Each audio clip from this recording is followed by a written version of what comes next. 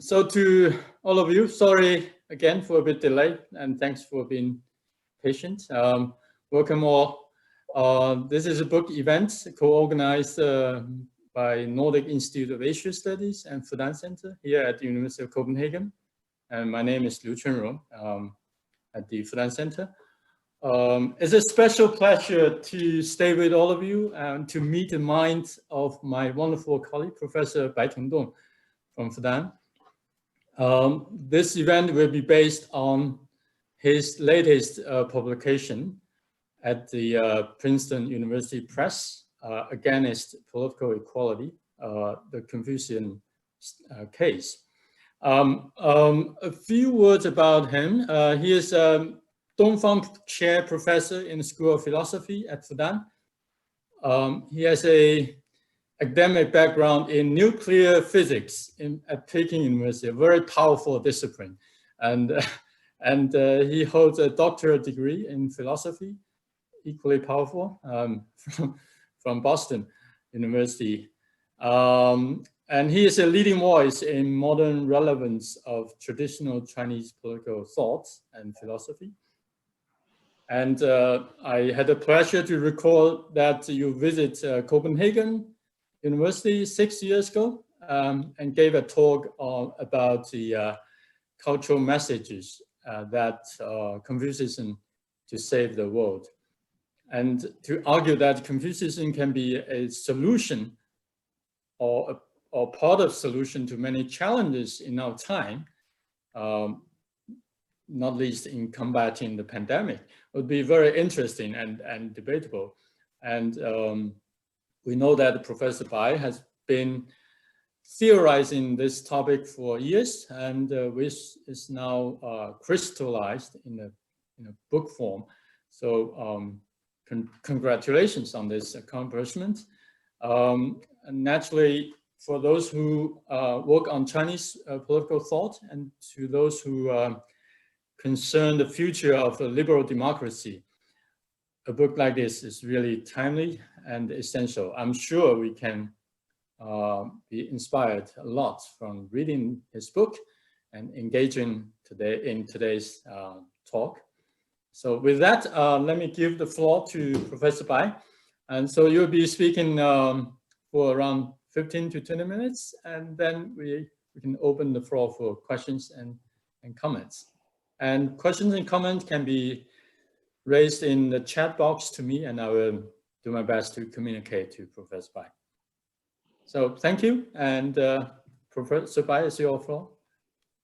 Okay, thank you, Dr. Liu, for inviting me to give this talk, and it's very nice to meet all the audience members by Zoom, and it seems that that's the space we can survive for now, so last year I have a book published by Princeton University Press called Against Political Equality, the Confucian Case.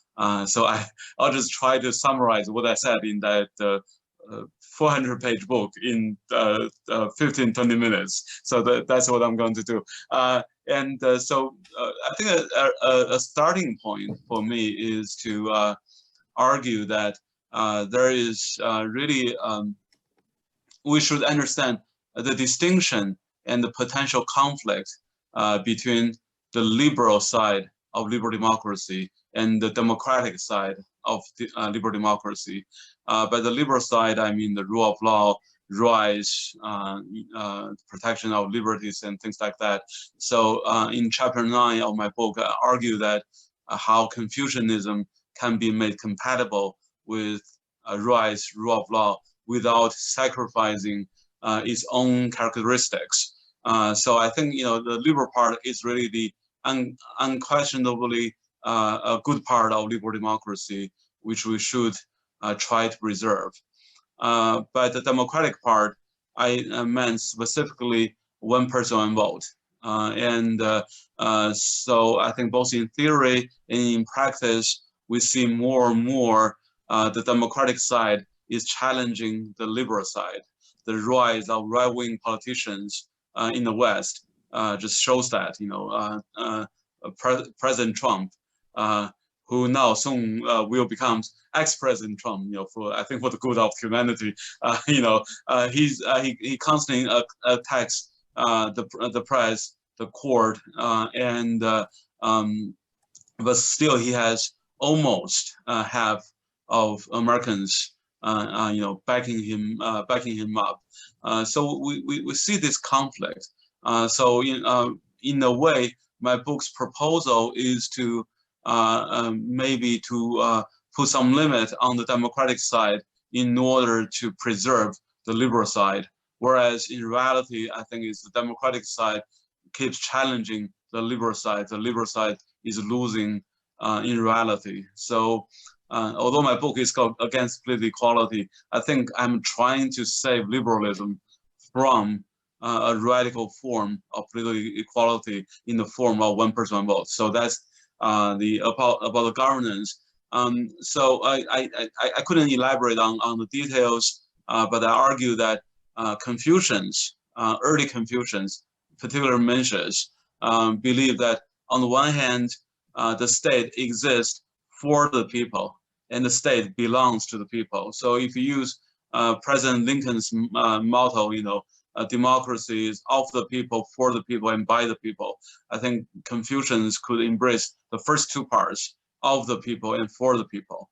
So whether a state is legitimate depends on whether people are served, whether people are happy, and whether people are happy has to be expressed by themselves. So in that sense, actually, freedom of speech, although now the sacred right for Confucians, is essential for us to understand, to see whether a state is legitimate, because we need people to freely express themselves to say whether they are happy under a regime or not. And moreover, Mencius is quite clear that if the government fails to deliver the service it's supposed to offer to the common people, it can be removed eventually. So there's a sense of accountability in Mencius' ideas. And at the same time, he also believes that everyone has the potential to become the best possible human being out there. So then it seems that Mencius is a proto-democrat, right? Some Confucian scholars have made that argument, but I think if you read the Mencius carefully, the text, if you read the Mencius carefully, you see that he also argues that although in terms of potentials, we all have the chance to become the best and brightest and the most compassionate. In reality, only the few can make it. He calls them the great men or great people, and he called the rest, the masses, small men or small people.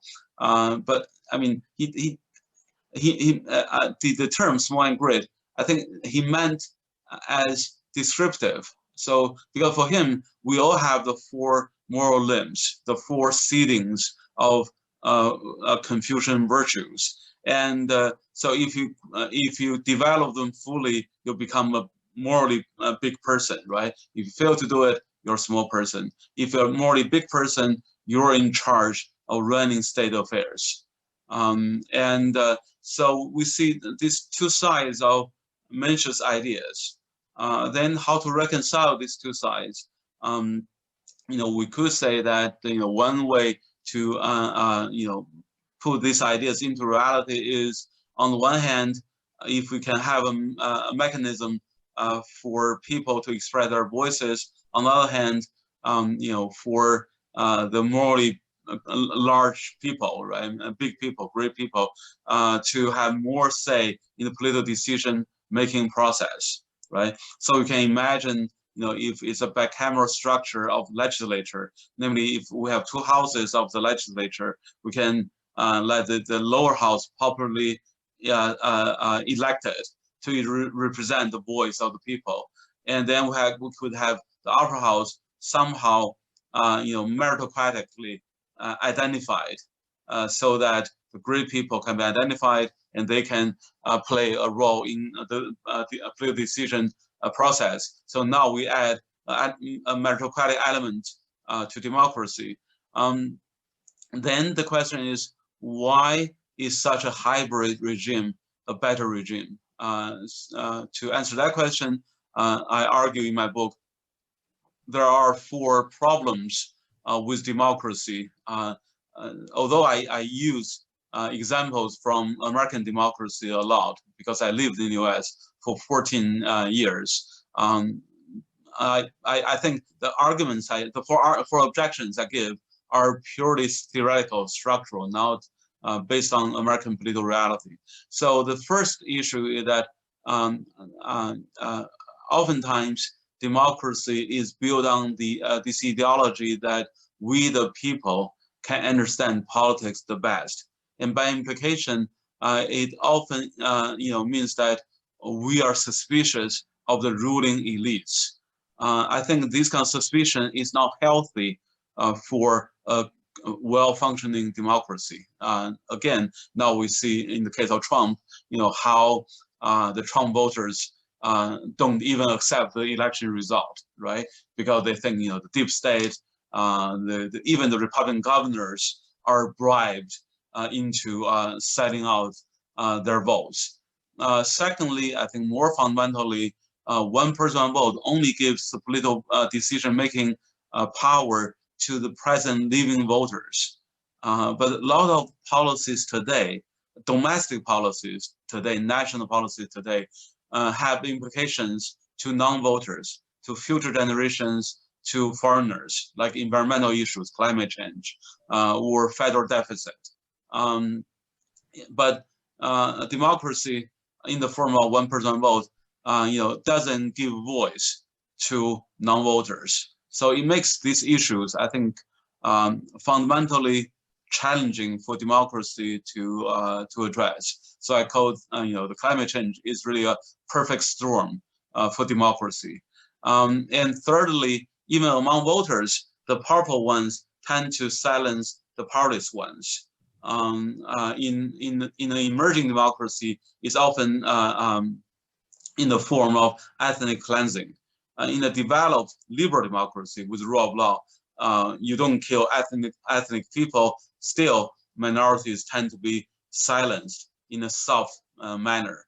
And finally, even among voters who can express themselves, again, the underlying assumption is that we, the voters, are rational. We can understand our short-term material interests. If everyone votes rationally on his or her short-term material interests, put together, we have the common good, right? But a lot of political science research show that this very assumption, we are rational voters, has been debunked by a lot of political science researchers throughout the world. And in my book, I argue further 2 arguments why average voters are doomed not to be rational.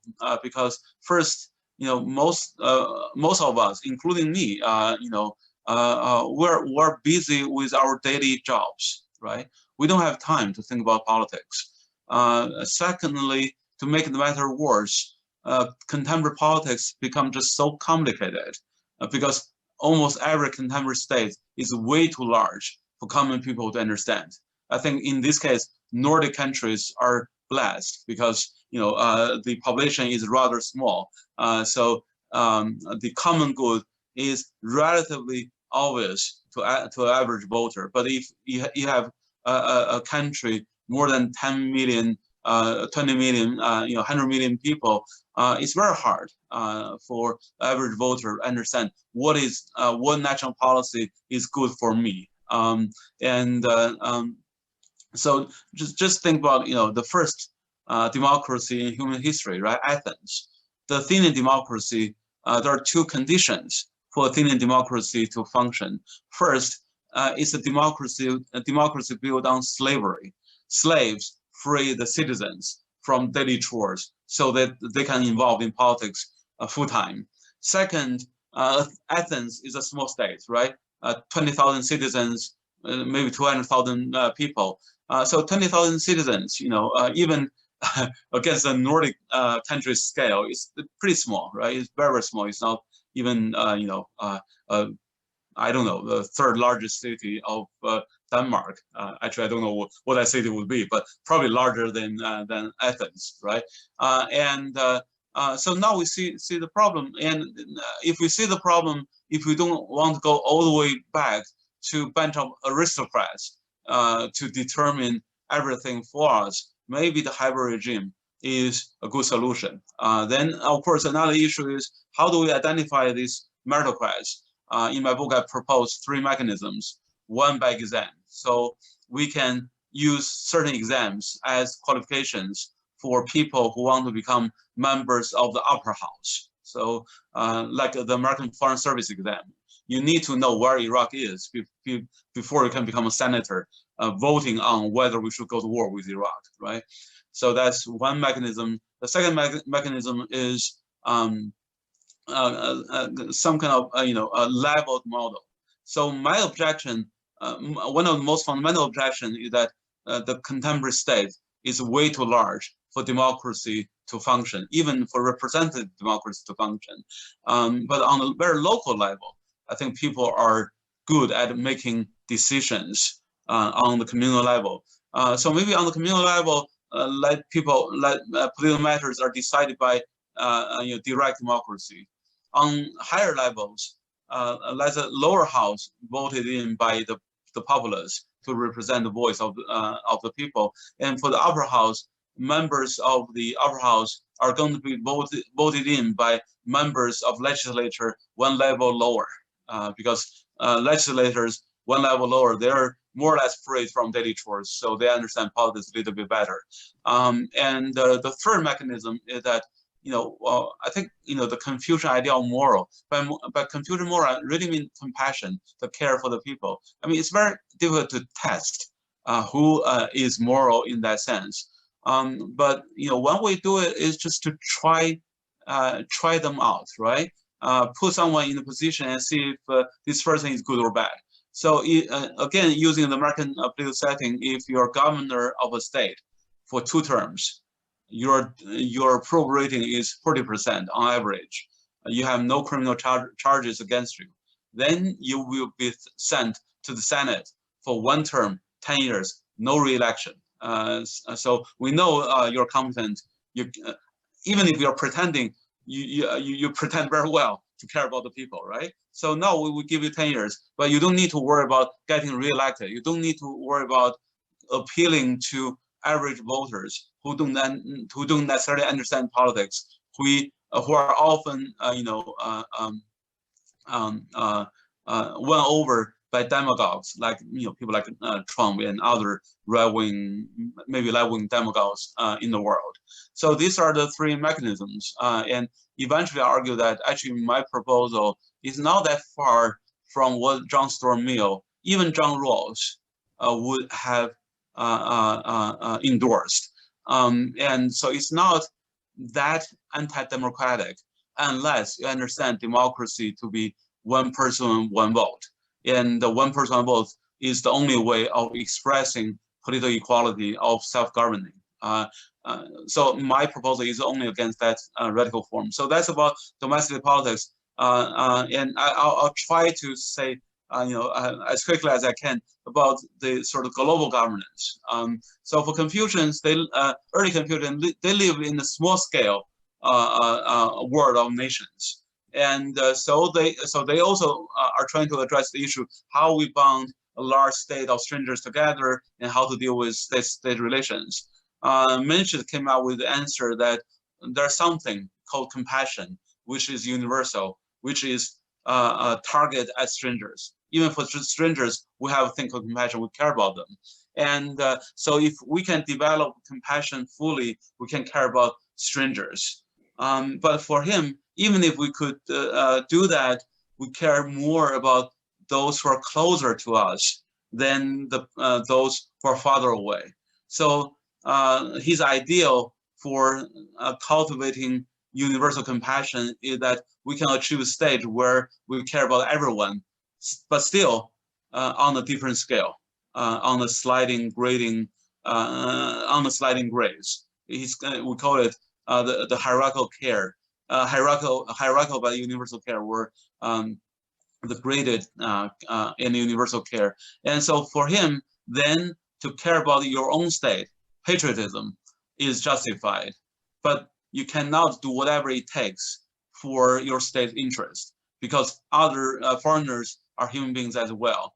So you care about them, just not as much as your own people. So that's, I think, one fundamental building block of his international relation theories. Moreover, it's not mentioned is some later Confucians. They then argue that among states, there are civilized states, and civilized states should form alliance to protect the civilized way of life against the threat of barbarians. Confucian understands civilized versus barbarian quite generally, not in an ethnical term, not in a sort of narrow cultural term. For them, the most fundamental feature of being civilized is to take care of the people, your own people first, and foreigners to a lesser extent. So, if a country, if in a country there are people is starving to death, right? So it's not civilized anymore. And for Confucians, sovereignty can only be acknowledged to the extent that people are served. So if a country, if in a country all the people are dying from starvation, and that country still tries to build a nuclear bomb to threaten other countries, from Confucian point of view, this country's sovereignty, is nothing, because sovereignty for Confucians depends on the human duty a country performs. Then other countries are justified to liberate the people of this country from the tyranny of the government, it can be done by alliance of civilized people. So I think that's sort of the Confucian international order. So put it bluntly, for Confucians, they hope that we could have a benign world police, running world affairs, instead of something like the UN, where every state gets an equal vote. Every state's sovereignty is considered equally, because for Confucians, more humane, more sovereignty, more power you have, just like in the domestic case. And finally, very quickly, now we see the challenge of the pandemic. I think domestically we see how a democratic government makes mistakes, partly because of this one-person vote structure, and globally we see the struggle among nations, and also in general, even before the pandemic, globalization has been challenged.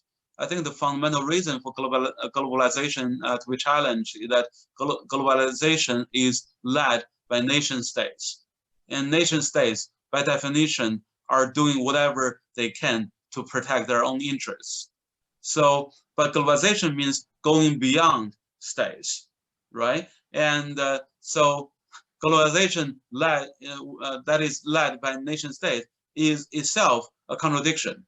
And when the conflict is not as severe, when Americans still enjoy the dominance well, they wouldn't mind, right? But now, when they feel threatened by a rising China, when China itself is using the nation-state language, of course, then there will be a conflict. So I think to resolve this conflict, we need to address the root cause of the contradiction of globalization, nation-state-led globalization. And the EU is an attempt to go beyond that.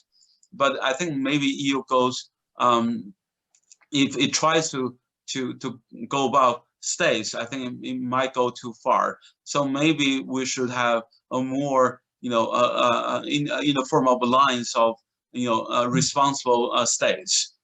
So if EU is doing things in that manner, and if we could have competing unions, alliances of states, trying to offer the public good to the people in the world, maybe finally, states can choose what service the alliance of human states offers the best, and finally we could somehow end up with some benign world peace, maintaining world order, stopping genocide in some countries, and addressing issues of refugees. I think the Confucians are trying to strike a balance between the radical cosmopolitanism that goes beyond states, and also the radical nation-state version that pays no attention to foreigners whatsoever. So finally, just use a simple example. During the refugee crisis, Angela Merkel once said, "Let's open borders," right? So that's a more kind of cosmopolitan solution. It is very humane, very compassionate, but it takes the refugees' interest as much as Germans' interest. But for Confucians, that's beyond human capacity. So then we see a right-wing backlash against it, and we're still somehow living in that kind of backlash. So the Confucians say, let's open the border to suffering people outside to the extent that we can take them in without harming the well-being of our own people too much. So that's that scale. So it's not closing the borders to suffering people from outside. It's not opening the border, but open the border only to a certain extent. So maybe that way, although it sounds not as warm as the cosmopolitan idea, but maybe it's more sustainable. So maybe that's the hope for the for future of a global order. Okay, so I'll just stop here. Thank you. Well, thank you, Tongdong, for sharing these brilliant ideas. I really think this line of innovative thinking will give new life to Confucianism in the 21st century, as it has developed over its long history. So, let me. Can I start with some comments, short comment and questions, and then we pick up more from audience. I have to admit that I haven't read the whole book yet, but a few thoughts and impressions. So in comparative politics, you talk a lot about hybrid regime, and hybrid regime, it's often being portrayed in a very negative way as a gray zone of institutional and normative ambiguities. So the introduction of election become a part of the problem instead of solution, very often. I think your work go beyond this kind of negative image and offers a good hybrid regime and a very attractive political idea.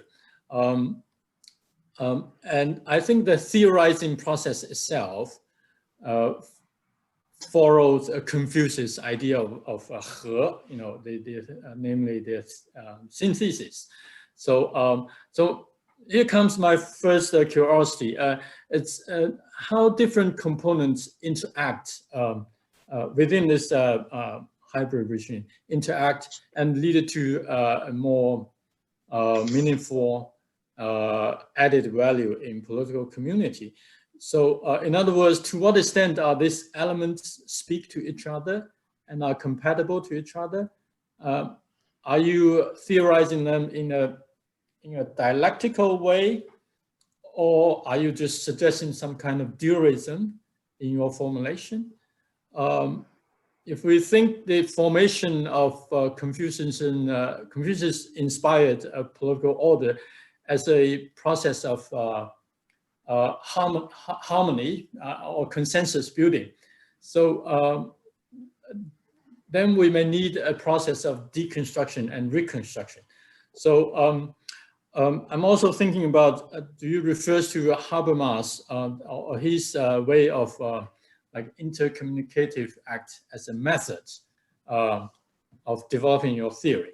A second comment is you mentioned many critical challenges to liberal democracy.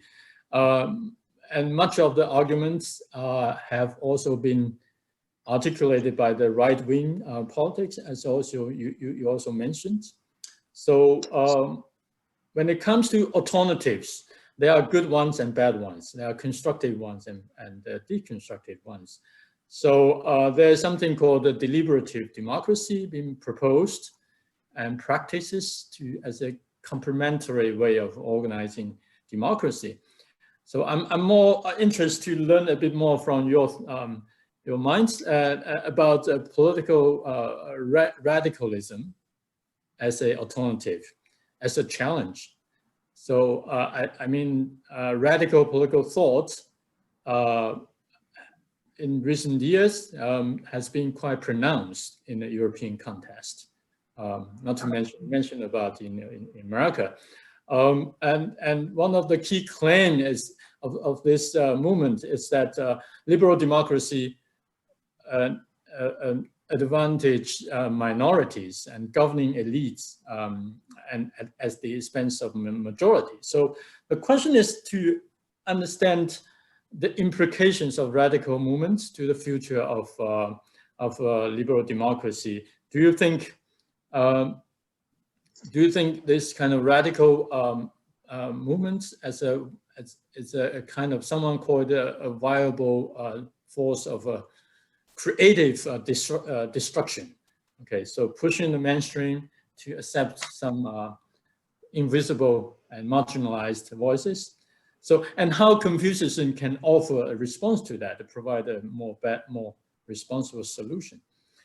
And my last comment, you mentioned the Nordic countries. Of course, that's the motivation of doing this event, because I really want to travel your theory to the Nordic region. So Nordic countries, it's really exceptional, and we talk a lot about the variety of capitalism, variety of democracies, and Nordic, in this context, Nordic countries is really unique because of its size and population and ethical composition, etc., and history and geopolitical positions. So all these conditions shape, political norms here. And one of the very important political norms here is the consensus building. So although there has been a systematic decline of social democracy and the increasing penetration of neoliberal ideas, but still there is a very, very strong norm here that embrace consensus politics. So I'm just wondering, how can Confucianism be hybrided in this political context? Will it make an even better political solution than the hybrid, than the formulation based on liberal democracy? I mean, compared with liberal democracy, social democracy, or kind of consensus democracy will be a better base for Confucianism ideas. Do you consider that is a new development or another scenario? So yeah, so I have something else, but let me stop here. I'm sorry, quite a bit too much, and I would like to hear your thoughts on this. Right. So thank you for all these wonderful comments. And so about this idea of synergy with synthesis, I think I'm proposing, my proposal is to maybe put the liberal part and not so democratic part together. So and see if it works. If it works, then maybe more people can accept it. So to prove this kind of synthesis or hybrid work, then we need to try it out. But then just more general in terms of harbomas, this idea of dialogue. And another Chinese thinker, Zhao Tingyang, he's proposing the Tianxia model. his criticism of Habermas is that, in terms of dialogue, what if they don't want to have a conversation with you? They want to just, like the terrorists, they just want to eliminate your existence. Then I think this is a profound criticism, but I don't think Professor Zhao's solution is a good solution. I think it comes down to the very same, I would say, political naivety about this, all the states working together. So in that sense, maybe the kind of global order I'm proposing is not as harmonious as kind of Habermasian, even Professor Zhao Tingyang's Tianxia model, because I'm talking about kind of world police, running international affairs. Actually, American political scientist just wrote a book review. I forgot the exact line he's using to comment on this proposal of mine. He said something like, it's easier to train a few good dogs than train a bunch of cats, together. So in a way, so that's my proposal. And in terms of this kind of radicalism, I think for a Confucian, probably a Confucian only sees the destruction, doesn't see the creativity. And I think it's the Confucian have a really peculiar and politically very incorrect position. They're very sympathetic to the miseries of the common people, but at the same time, they don't think the common people can offer good solutions. Oftentimes, they follow wrong solutions, and so maybe the only way to so we need to appreciate the issues of, say, the Trump voters and all this right-wing.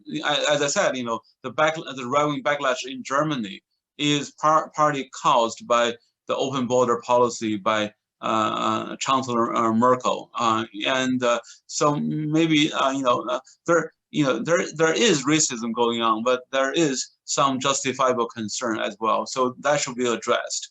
But that, I think, for Confucian, that should only be addressed if we give more power, political decision power, to the compassionate and the intelligent. And finally, actually, that's a question you raised earlier, and also the last question together. So I think it comes to the idea of consensus building, deliberative democracy. I think, so in my book, I talk about the idea of deliberative democracy. So, first of all, I argue that the kind of democracy most mainstream contemporary thinkers have in mind, like John Rawls, is deliberative democracy. It's just vote. So for them, voting is not counting heads. You have to think, you have to discuss, you have to treat each other, equally with some kind of respect. So I totally agree with that idea of democracy. But I'm arguing that in a large society, that kind of democracy can never become reality, because again, I have a trouble with Nordic countries. I don't know whether that's really the case, that a few million people, maybe 10 million, right? That's probably the scale. 5 to 10 million people can have a consensus among all of them. One example I encountered is the Icelandic experiment with just randomly by lottery asking citizens to participate in politics, but they need to sit together, talk to each other, and talk to the average citizens, then form an opinion. But I think you can do it when in Iceland, where there's only like 300,000 people, right? More than that, I just don't see how a real consensus building is possible. So I think, so in my proposal, I think we have this kind of deliberative consensus building democracy on a very local level. And then on higher levels, let's give more political decision power to those who are more familiar with national political affairs, and devote themselves more fully to those affairs. But of course we don't let them make a decision on their own. There is this popular branch, so let these two branches balance each other out. So that's that I think is the realistic solution of this conflict. Wonderful. Shall we open the floor? We still have around 15 minutes to go. We have one question, which I read. Based on Confucius, how can one develop the freedom of speech in China today? Right. So, so in chapter 9, I talk about how Confucians can endorse rights in general. And one approach by the so-called 20th century overseas neo-Confucians, followers of Mao Zedong and people like that, their approach is to read Immanuel Kant, the German philosopher, into or out of Confucianism. If there's Kantianism going on in Confucianism, then of course we have dignity, autonomy, all these human rights and things like that. I don't find that approach promising, because I think by doing that they distort both Kant and Confucianism. Moreover, I think my starting point is really the later John Rawls, John Rawls in Political Liberalism, where he argues that in a liberal society, if you allow people to think freely, it can never be the case that everyone is a Kantian or everyone is a follower of Mill, John Stuart Mill. But if your conception of liberal democracy is based on the Kantian reading, that means that in a liberal society, it can never be the majority who embrace liberal democracy, because it can never be the case the majority is going to be Kantians. So his solution is to free liberal democracy as a political conception from any metaphysical reading. So you can have your own metaphysical beliefs. You can believe in Kant, Mill, or you can be a Christian, as long as we can somehow form a sort of overlapping consensus, which is the conception of liberal democracy. So I'm really inspired by this idea. So I argue that maybe for rights to be universal, we have to allow rights to be read differently. Confucians, of course, don't talk about rights, but if they talk about things that resemble rights sufficiently, that'll be good enough. So in my book, I make 3 mechanisms to make this kind of compatibility possible. One is, Confucians don't talk about rights, they talk about duties. But oftentimes, duty and rights are 2 sides of the same coin. You can say a child has the right to be raised by the parents. You can also say parents have the duty to raise the children, right? So it's just different languages, same result. The second is Confucians say, ideally we want virtuous people to rule, but that doesn't mean Confucian cannot say that just in case, if the so-called virtuous people don't do good things, we can use laws to regulate them, right? Ideally, we want father to take care of his son, but just in case, right, as a fallback mechanism, we use laws to force him to pay for the child support, right? And thirdly, we can subject a right to something Confucians appreciate, right? So these are the 3 mechanisms. Then, long story short, going back to freedom of speech, right? For Confucians, the state is legitimate if people are served, but if people are whether people are served has to be determined by the people themselves. So a fundamental condition for the Confucian, what Confucians recognize, namely good governance, right, is for people to express themselves fully and freely. So freedom of speech can be embraced by Confucians as a necessary condition to one of their primary goods. Moreover, if we can accept the empirical observation that if we have a bunch of smart and compassionate people, working together, talking to each other, making policy proposals, then maybe we can end up with even better policy proposals. So that again means that we need to have freedom of speech, among the elites. So both on the popular level and on the elite level, freedom of speech can be endorsed by Confucians as something, a necessary condition to the primary good for Confucians, which is good governance. So I think that's how Confucians can endorse freedom of speech, and it should be promoted in a Confucian ideal regime. Yeah, I think that's a very beautiful justification, and I can't help think further a bit about the question leads me to think, ask a quick follow-up question. So what are the, what do you consider as the foundational value of Confucianism?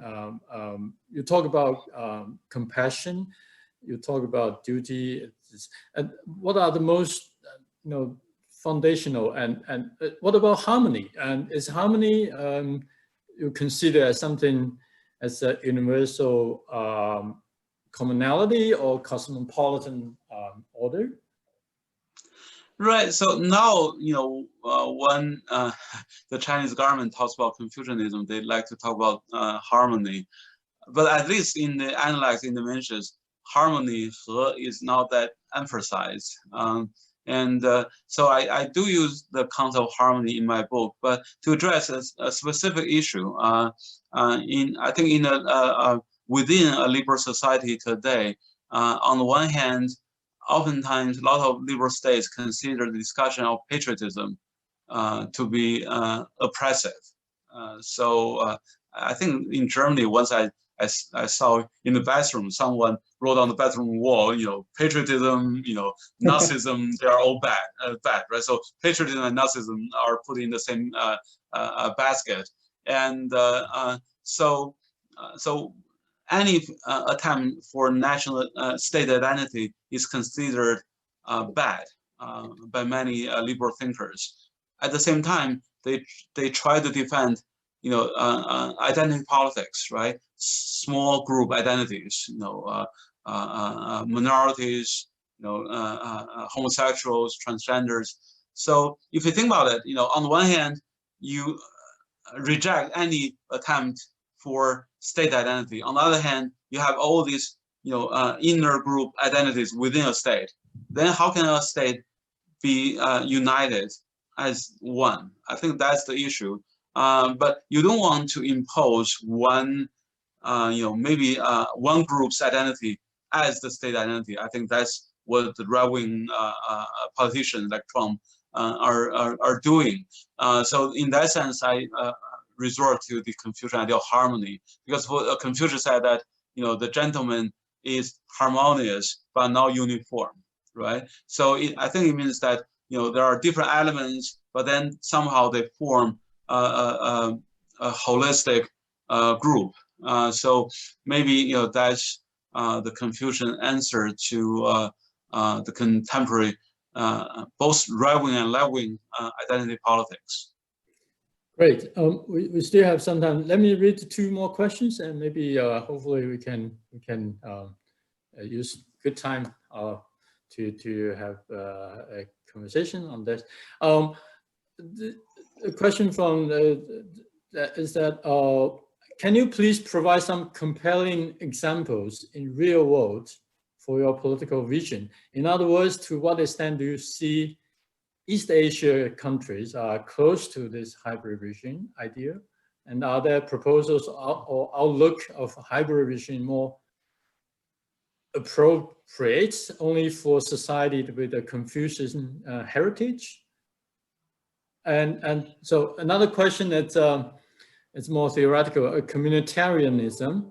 So but communitarianism has different theoretical stance.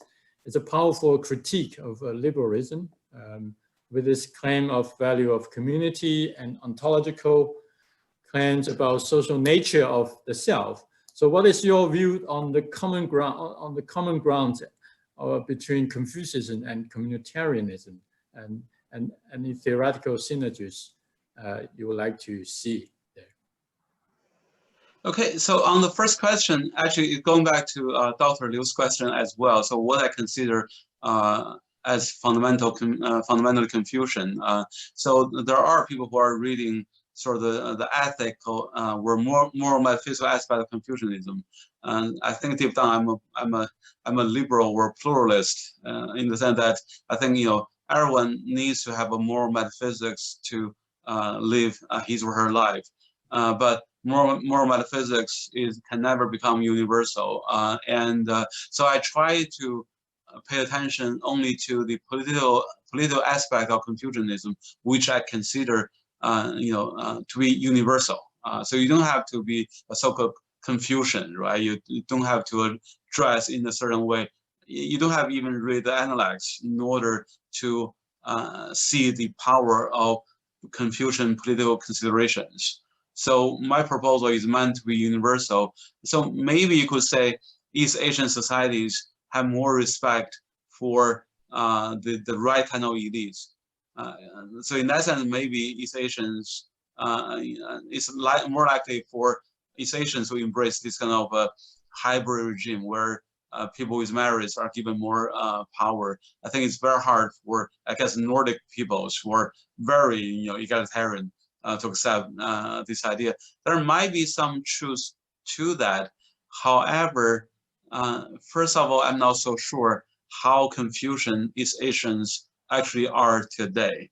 Especially, I think, how Confucian Chinese are. We Chinese have been, trying to destroy our own tradition in the past 150 years. So how Confucian we still are, I think it's highly debatable. And then I think in reality, in my book, I said that the real world regime that comes closest to my proposal is not in China, traditional China, is not in East Asia, rather is the American regime at its founding. The founding fathers, the Federalists, in the Federalists, right, in their writings back then, actually expressed similar concerns with giving too much voice to the people. So they try to design the federal government so that the popular voice can be curtailed to some extent. So back then, senators were selected by state legislators, not directly voted by the people. And the president is voted in by electors. Electors are voted popularly by people of every state. Nowadays, we still have electoral college, but electors have to vote along the line of the popular vote of the state. But back then, electors can do whatever they like. And so these mechanisms, I think, are introduced to check and balance the voice of the people.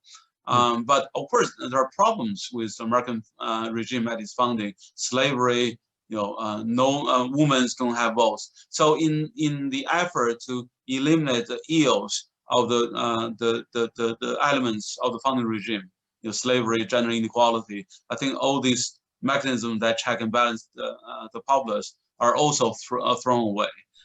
So in a way, if we could go back to the good aspect of American founding regime, but now the bad aspect, that would be wonderful. And the fact that Federalists have similar considerations to Confucians, I think, show that really the Confucian considerations are kind of universal. So that's on the first question. And the second question, Dr. Can you remind me very quickly? It's about the relationship between communitarianism and communitarianism, right? Very short answers. Right. Okay, and actually there is an anthology. I forgot the exact title. It's like a Michael Sandel and Chinese philosophy.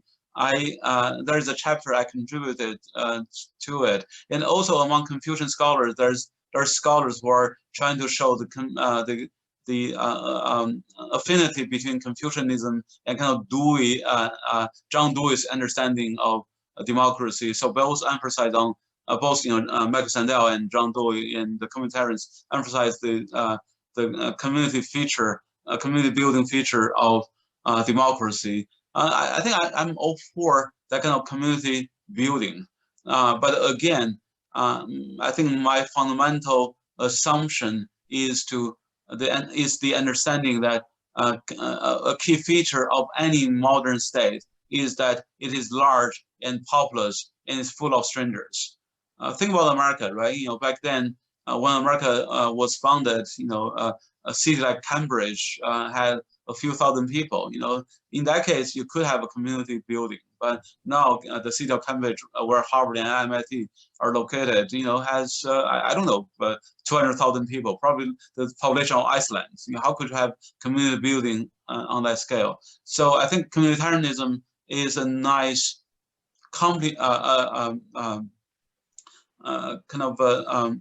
supplement to democracy, and it's on a very local level. But we cannot rely on this kind of community building structure alone to address the issue of democracy. Yeah. Can we agree to take 2 more minutes to accommodate one last question from audience as I saw it? I'm good. So it's up to you. So just very quick question and quick answer, and then we'll stop. Yeah, and let me read this question. I think it's also very good. Well,